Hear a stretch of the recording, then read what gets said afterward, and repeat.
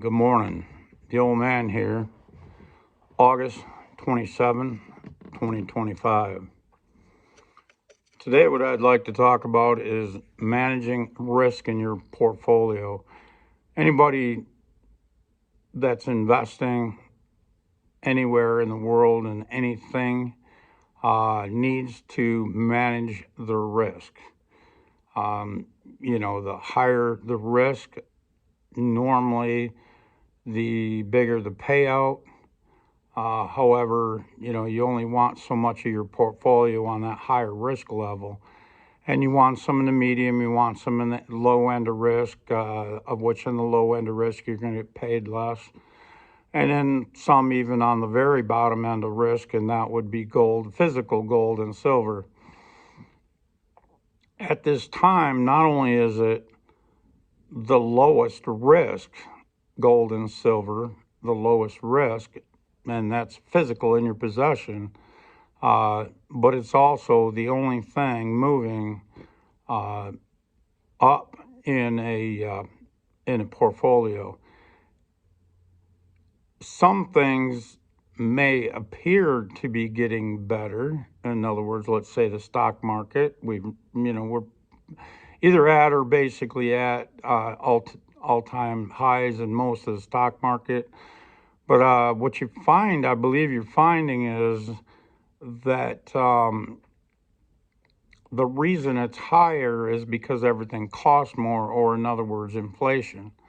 And with Powell's last meeting here in Montana, not Bill, was it Montana?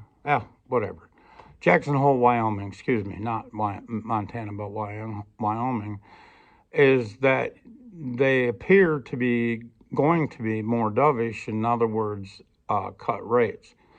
And with that, as they cut rates, they're basically going to have to print money.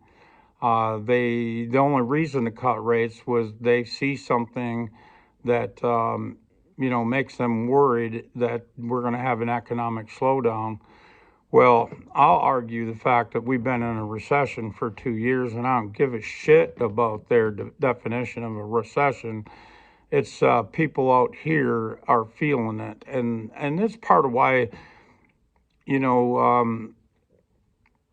Trump got elected, is because everybody knew they were having smoke blown up their backside with the government and the feds telling you, well, everything's fine. I don't know what you're crying and whining about. Everything's fine. The economy's doing good. It's strong. It's resilient. And yet everybody's feeling the pinch. And I don't mean just a little pinch, but a big pinch.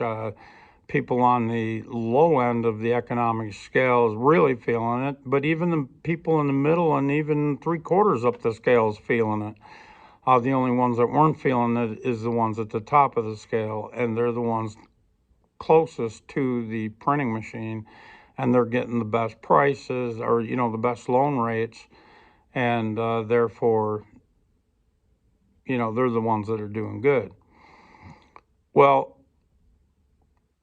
in setting up any portfolio and managing risk, the only way you can intelligently manage risk is by knowing the truth. What is it really costing me? What are, let's say, the consumer price index? What is it really? What is the real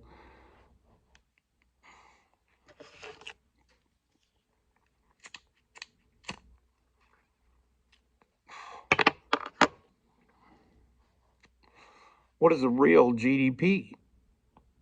Nobody knows. Nobody knows the truth. So if you're basing and I think that's what most have done, even the big dollar guys have drank the Kool-Aid and have been, but I don't think they no longer are, believing the lie, the CP lie, consumer price index. It's such all bullshit. The GDP is all bullshit. Most of that GDP, what they showed in growth of 2 or 3%, whatever they're telling you, was by government spending in the last term. They spent so much money. Now, a lot will say, well, Trump's doing the same damn thing. Well, you just can't pull the plug. If you pull the plug, everything collapses, and this is a controlled demolition. Trump cannot pull the plug. Trump wants to, push rates down, and honestly, that is, if in my opinion and the opinion of a lot of others, that is going to accelerate the collapse of the dollar. But keep in mind, the dollar will be the last to collapse, and I think that's what he's banking on because it's the reserve currency. And that's what he's banking on. He needs everybody else to collapse first. But he also needs to keep the American or the dollar, the U.S. system afloat in the meantime. And one of the only ways we can do that right now is by lowering the interest rates. My original intent of this video is to show a couple things. Number one, everything that is being told is a lie. So how do you invest intelligently if all the data that you're working off of is a lie? You can't. And just two videos I watched yesterday, and these guys are right. I mean, they're on the money. The first one I'll tell you about it was on ITM Trading yesterday with Daniela Cambone, and her guest was Mitch Vexler. That's Mitch, Vexler. And they're talking about a $5.1 trillion bond scam. And what that was all about, briefly, was about these township schools, actually, these schools issuing bonds and basically never paying the bonds back. Well, you as a taxpayer on your property is responsible for those bonds. Now, you never signed up for it. They asked for a bond, they got the bond, and you assume that they're taking your tax dollar and the tax dollars that the feds are also putting into the system. You're assuming they're taking that money and paying back the bonds with interest, right? Well, they're just barely paying the interest in most cases, and then they take out another bond to try to pay back some of the bond to basically keep that from being foreclosed on that bond. And so what you need to realize is who buys those bonds. Big banks.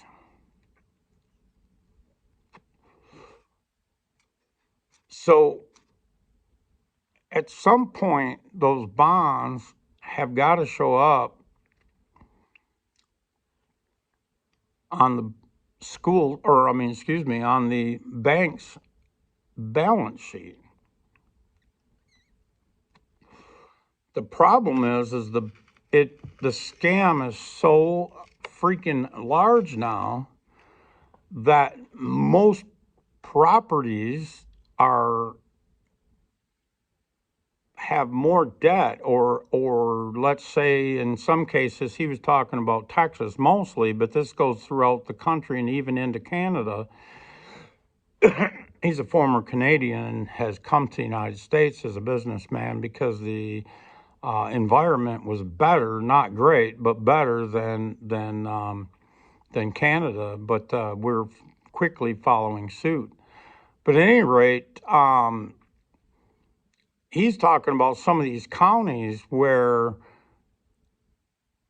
your property may be assessed $140,000 worth of bond that your property is responsible for, or you, the owner of that property, is responsible for, but yet your house is only worth let's say, yeah, he was saying like a $40,000 variance. So let's say your house, you owe $140,000 worth of bond on that on your house that you don't even know about, and the property's only worth $180,000. So in reality, and then let's say, so you owe $140,000 worth of bond that you don't know about, but then let's say you got a loan on that house and the loan is for $100,000. Now you're $240,000 upside down on that house.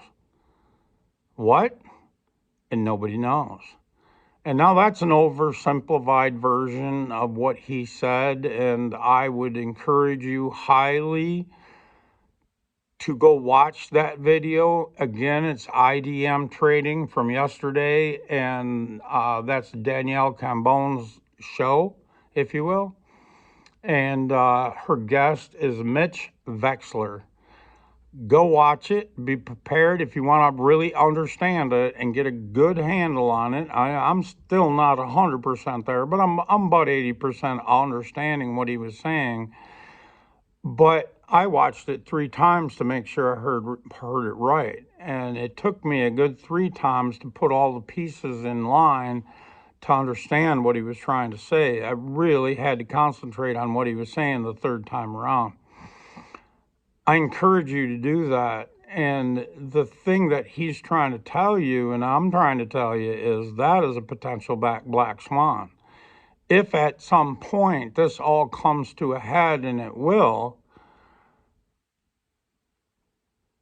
that could mean that your property, if you're $240,000 upside down on a $160,000 house, your only option is to walk away. It doesn't make sense to pay that all off. It just doesn't.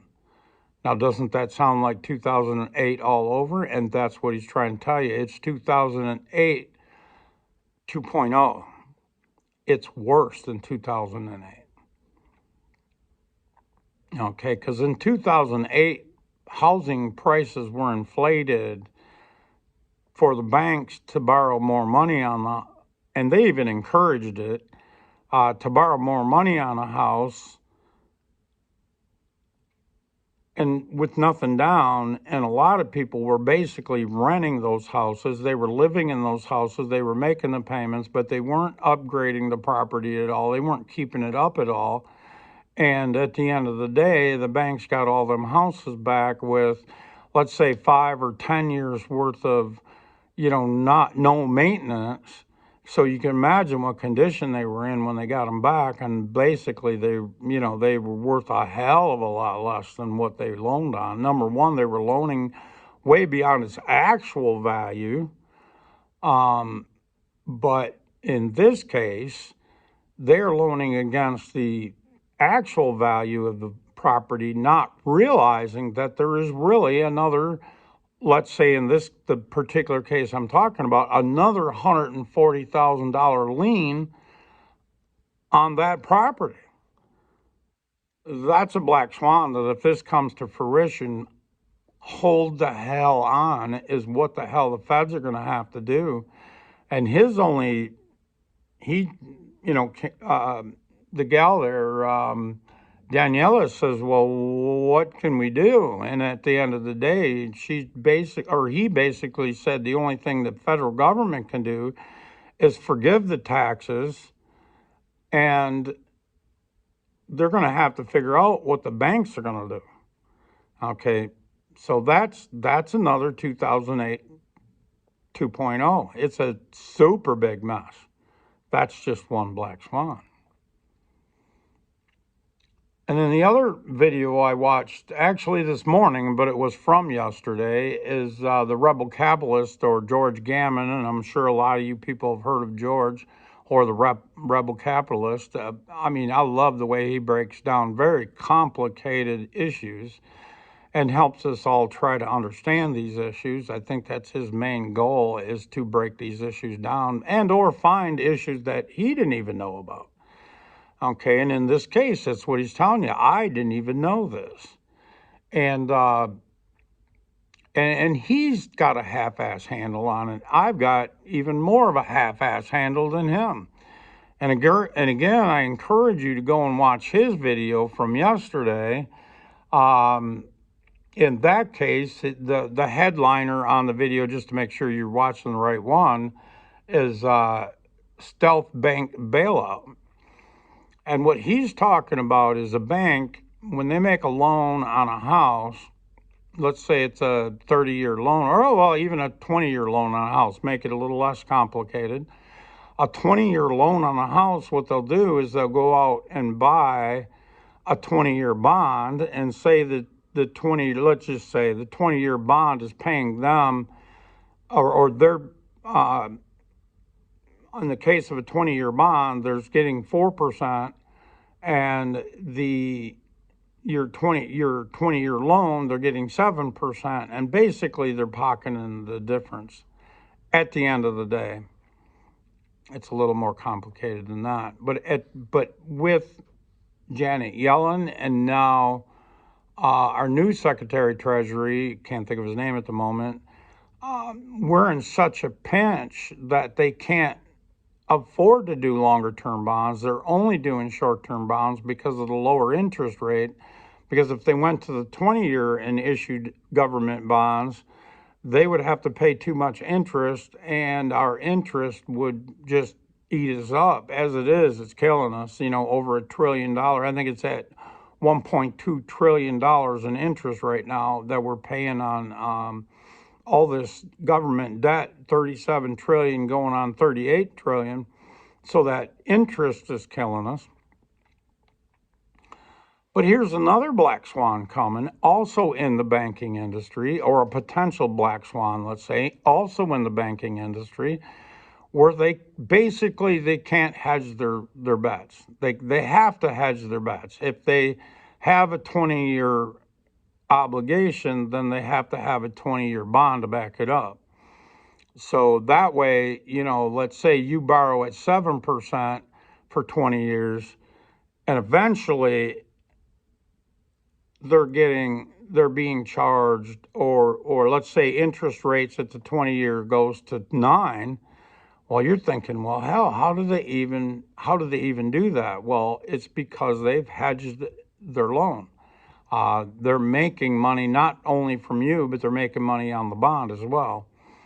So at the end of the day, like I said, I can't tell you how important this is. This is another black swan. And if you're trying to intelligently manage your portfolio and trying to manage risk, and you don't know what any of the risks are because everything you know is a freaking lie, anything you go out there and you try to find as far as information goes, you could almost bet on, if it's coming from the government, it's a freaking lie. So you got to estimate how much they're lying. Well, then you don't understand, even if you do that and you get that right, but you don't know about all these other black swans that can come along. Any one of these could trigger the next great, and it's not going to be a great recession this time. It's going to be the great, and they're going to admit it. They're going to have to admit it. Not a recession. It's going to be the Great Depression 2.0. Okay, a lot of people are going to be laid off. When this shit hits the fan and you find out how upside down these banks are and how upside down these businesses are that they've been propping up for the last 20 plus years that should have went out of business. The problem is they prop them up. They should have went out of business, and good businesses that would have come along can't come along because they're subsidizing the bad businesses. That's the whole purpose of a business cycle is, let's say every 4 years if we were allowed to have a normal business cycle, the bad investments and the bad management would be rolled over and they would go out of business, and that leaves room for somebody with a good idea to come along and produce a product that makes sense. And when I say produce a product, I mean, even if we're talking about Home Depot selling product, if there's other competition out there that's being subsidized by the bank and Home Depot's not, Home Depot can't make a decent living. So investors in Home Depot can't make a decent living. But if we could get rid of all the trash, Home Depot could make a decent living, and you as an investor in Home Depot could make a decent living. And your portfolio, you could manage the risk accurately instead of it being bullshit. Okay? So I guess what I'm saying is, and this is becoming more and more clear to me the longer I've been involved in gold and silver, the clearer it is to me that if you can't manage risk in a portfolio, the only thing you can do is go to the backup, and that's gold and silver. And why do I believe that gold and silver can do nothing but going up and to the right? Well, first of all, up until about a year ago, most big money managers only had 0.5% to 1% of their portfolio was in gold. And they're seeing the light, and they're transferring from, let's say, 0.5% on their way to 5 or maybe even 10%, hedging everything else that's going on. But they can't do that too fast. If they do that too fast, it's going to tank the stock market, and that'll tank the rest of their portfolio. So they can't do that. They got to back out slow. And also, if they backed out fast, the rest of their portfolio would crash. But not only that, where are you going? Well, if they're going to gold, they're going to push gold up fast, and they don't want to do that either. So their management would be, the smart management would be to back out slow, get rid of the stocks, let's say, and other things that you're invested in, get rid of them slow, don't tank the market, sell into the rallies so that maybe you could make a few bucks, and transfer over to gold. And that's what we've been seeing for the last couple of years or thereabouts. Honestly, it's been transferring. The central banks have been buying enough since the year 2000 that it's been pushing the price of gold up since the year 2000, 2001, something like that, was the lowest point in gold. That's because the banks reversed their position. They went from trying to get rid of gold and having bonds, U.S. government bonds, and now in 2000, 2001, they started to transition over to gold and out of U.S. bonds. And so they're kind of rolling that over, and again, they have to do it slow. If they did it too fast, that would make it obvious to everyone that the fake fiat currency is on its way out the door. Well, people are starting to realize that now. And it's always the big banks. It's always the big managers, the managers of big money. They're going to realize it first, and they're going to start moving their position. And that's exactly what they've been doing for the last 2 years, is moving their position. I just want you to be aware of that. The other thing I want you to be aware of right now, if you are going to stack gold and silver, especially if you're transforming from, let's say, stocks or bonds, and you want to transfer some of that to gold to hedge your portfolio. Obviously, in gold, 1 ounce, 1 ounce and above, gold bars, gold coins are going to have the lowest premium, and that's really what you want, is the lowest premium. Gold is gold. It doesn't matter. All these people are going to sell you the bullshit that pre-33 so they can't confiscate it. Well, bullshit. Why pay a premium on pre-33? If they're going to confiscate it, they're going to confiscate it. And at the end of the day, it's just like guns. How many times have they said they're going to ban guns, and they're going to come and take them all? Well, who's coming? Show me the person that's coming. They're not coming. Okay, that's government scare tactics. We're coming to take your guns. Well, you and the mouse in your fucking pocket? because there ain't no soldier going to come door to door and take your damn guns, because they're going to walk out in a body bag. They might get guns out of the first couple houses, but they ain't getting guns out of the rest. Same thing with gold and silver. Those same guys that are prepped with firearms are also prepped with gold and silver. You ain't taking either one. Good luck. Nobody's volunteering for that position. So don't worry about that crap, if you ask me. Okay, if they're coming after it, they're coming after the COMEX. That's an easy deal. The government could walk right into COMEX and say, well, here's the deal. We need your gold, we need your silver to keep this country going. We're taking it all, and all the people you owe money to for this gold and silver contracts, we're just going to pay them all off in cash. Worthless cash, but we're going to pay them off in cash. Okay, so if you're trying to hedge your portfolio, or you're trying to figure where to invest, and even if you're the guy out there that's trying to invest something, trying to save something every week, instead of putting $50 in a bank, go buy an ounce of silver. Put that away. It may not sound like much, but honestly, it's going to be there when you need it. And you will be surprised at how fast that builds up.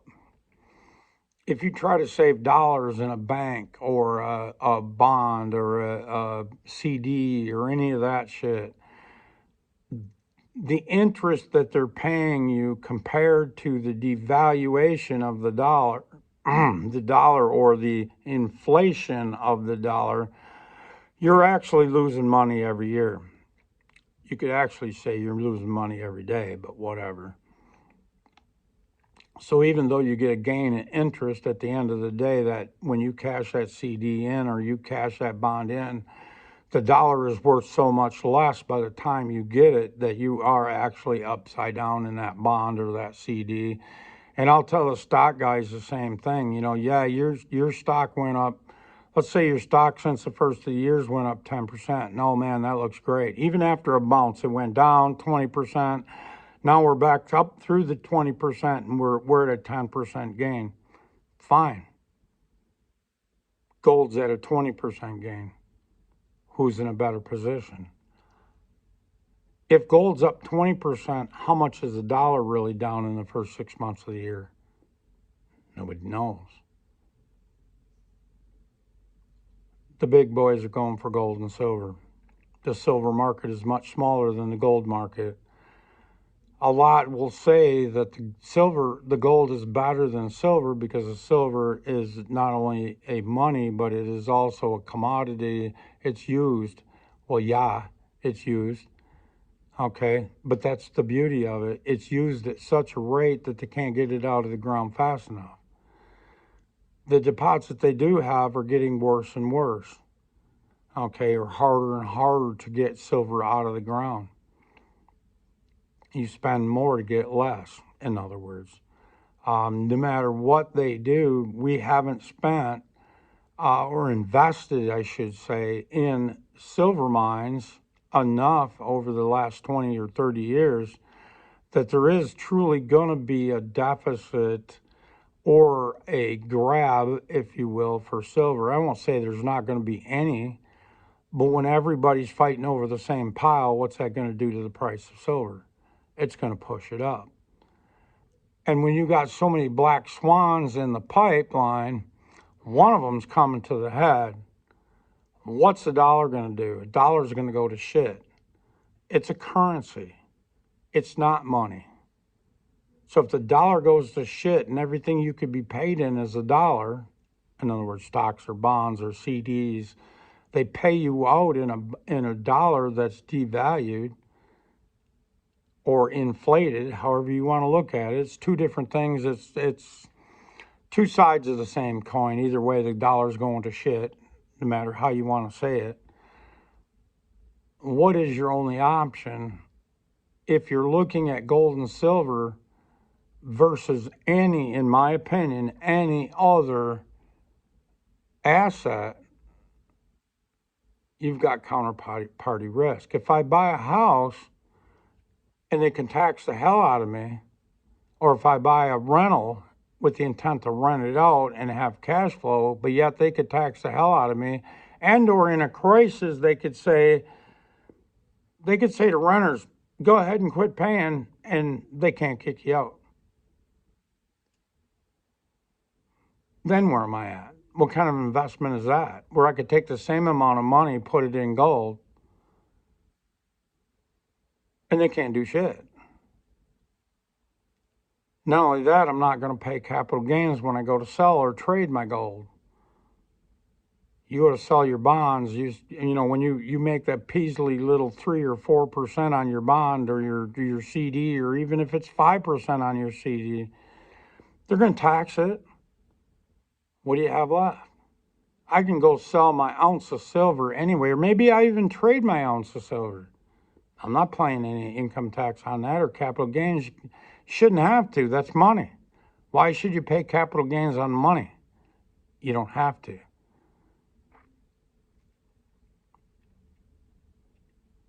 In my opinion, at this time, it's the only winning strategy. If you don't know all the different impediments to all these other investments, you can't invest intelligently, then gold and silver is your only option. When you got central banks de-dollarizing or fiat currency, all fiat currencies are being thrown to the wayside for gold. That's going to keep it up.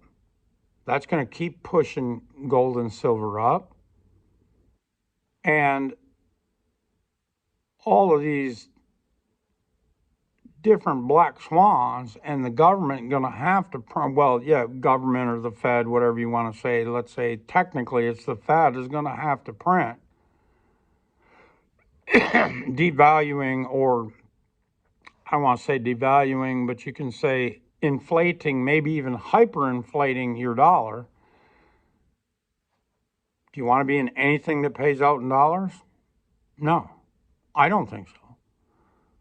Because I think whatever you could possibly gain in stocks, you're going to more than lose in the devaluation or the inflation of the dollar. You're going to way outpace whatever you can gain. So even though you could sit there and watch your portfolio going up, but if it's only going up by 5 or 10% and the dollar is being debased by 20%, you're at a loss. I don't think most people see that. I really don't.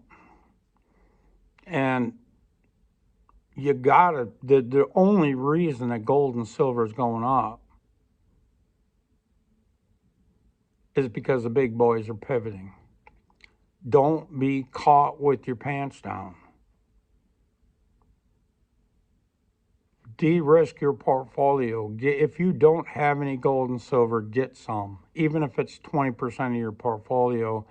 When everything else crashes, and I don't know when that's going to be, but it's coming one of these days, one of those black swans, even the black swans we can't even begin to fathom, because we don't know all the cheating and all the derivatives and all the leverage. We have no fucking clue. They don't even know what it all is.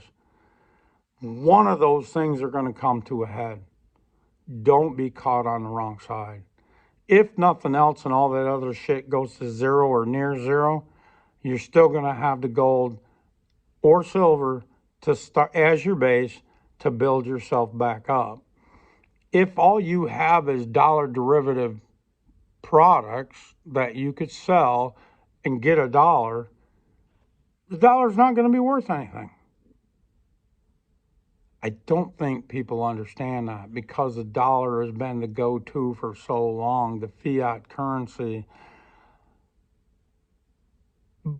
But everybody is going to understand at one point or another, it's garbage. I've said it's garbage for years. But for the longest time, I didn't know what to do about it. I tried different things. Some worked to some degree or another. But at the end of the day, gold and silver is where you want to be. At least 20% of your portfolio that has no counterparty risk. So no matter what all lies are out there, it doesn't matter. that gold is still going to have a value. That silver is still going to have a value that you can do things with and build your portfolio back up. If you have no gold and silver, you will go to zero or near zero, and good luck starting from near zero. It's going to be tough. I appreciate you guys checking in again today. If you would, like and subscribe. I know a lot of people watch these videos and they forget to subscribe, they have that too, but they forget to like the video. I would highly appreciate it if you take the time right now to like the video. Subscribe to the channel. I'm not trying to make money off of this. I'm trying to educate folks. And honestly, the reason I try to educate people is the more people at the end of the day that are educated and can take care of themselves, the better we all will be. If 98% of the population has to depend on the government, and we know how inefficient the government is, this is going to be bad. It's going to be really ugly. The more people that are educated, and the sooner they're educated, the better off we all will be. I appreciate you guys. Please leave a comment. If nothing else, say, hey, I made it 36 minutes. Thank you. Bye.